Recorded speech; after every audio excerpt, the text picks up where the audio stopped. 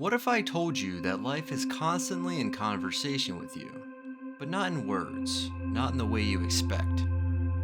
The signs are everywhere, woven into the fabric of your daily existence. The question is, have you been paying attention? Think back. Have you ever felt drawn to a decision without knowing why, only to realize later it changed everything? Or stumbled upon an opportunity at the exact moment you needed it most? These moments aren't luck or coincidence. They're glimpses of a deeper order, a silent dialogue between you and the universe itself. But here's the twist. Most people miss the message. They brush it off, too distracted by the noise of life. And in doing so, they overlook the guidance, the protection, and the answers they've been seeking all along. Today, we're going to uncover the subtle language of the universe. By the end, you'll never look at your life the same way again. The signs are already there, waiting for you to notice. Are you ready to decode them? We've all heard the phrase, your thoughts shape your reality. But have you ever stopped to ask, where do your thoughts even come from? Are they truly your own, or are they echoes of a greater intelligence? Consider this. Your heart beats rhythmically. Your lungs expand and contract, and your thoughts rise and dissolve, each unfolding without your command. These automatic processes hint at something extraordinary, a force both intimate and infinite, quietly orchestrating the rhythms of life. But here's the paradox. If your thoughts possess the power to shape reality, then what, or who, shapes the thoughts that drift into your mind? And if they are not entirely your own, what does that reveal about the nature of free will and creation itself? Think of your mind as a radio receiver, constantly tuning into a frequency. What station are you tuned into? The noise of the world, or the whispers of the divine? What if your mind isn't the creator of ideas, but a conduit for a higher truth, a frequency we've only begun to understand? Life often speaks to us in the quiet corners of our existence, during moments we least anticipate. Your friend calls just when your spirit feels heavy, as if they knew your heart needed lifting. A familiar song drifts through the radio, answering the silent questions you've been carrying. A sudden, unexpected change of plans steers you away from harm, protecting you in ways you may never fully realize. These moments are not mere coincidences. They are divine whispers, subtle brushstrokes of a greater masterpiece unfolding around you. Consider the stranger who crosses your path and shares exactly the wisdom you needed to hear, seemingly by chance. But that one conversation shifts your entire perspective.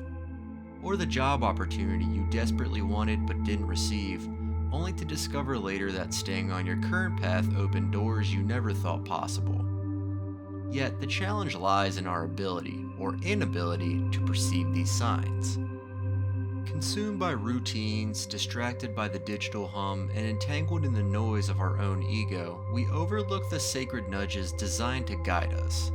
But it is within these unplanned moments that the voice of God is most profound.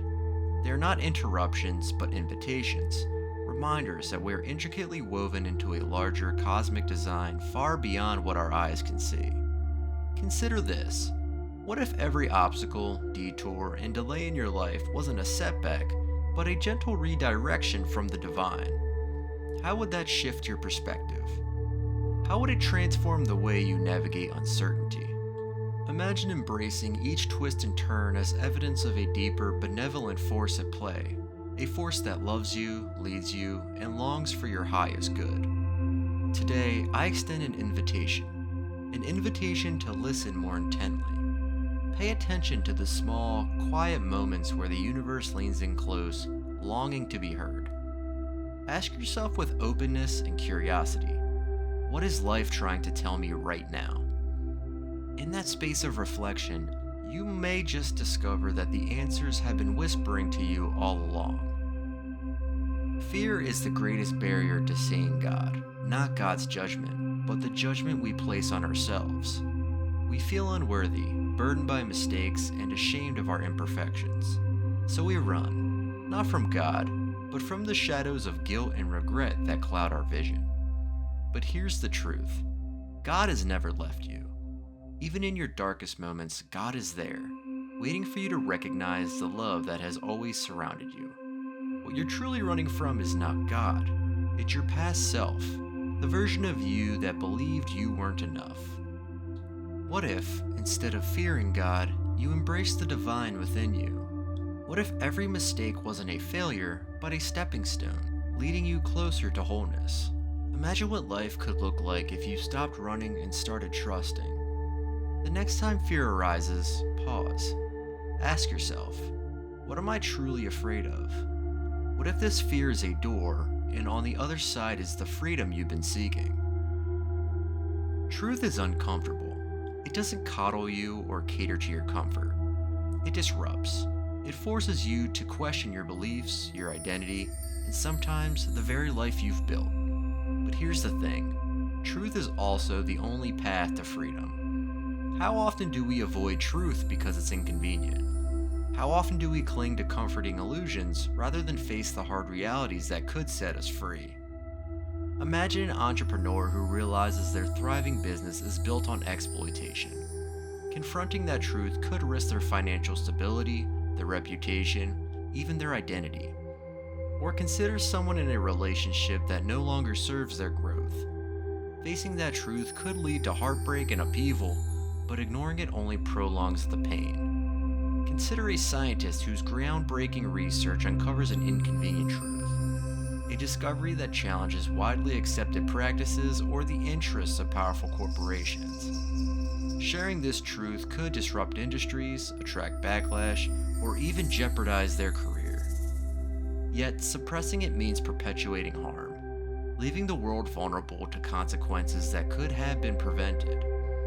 In this moment, the scientists must decide, protect their personal comfort, or risk everything for the greater good. Now imagine a whistleblower who discovers corruption at the heart of their organization, fraud that affects thousands, even millions. Speaking out could unravel lives and bring justice, but it also invites isolation, legal battles, and personal loss. The easy path is silence. The right path is steep, but it can reshape systems and restore integrity.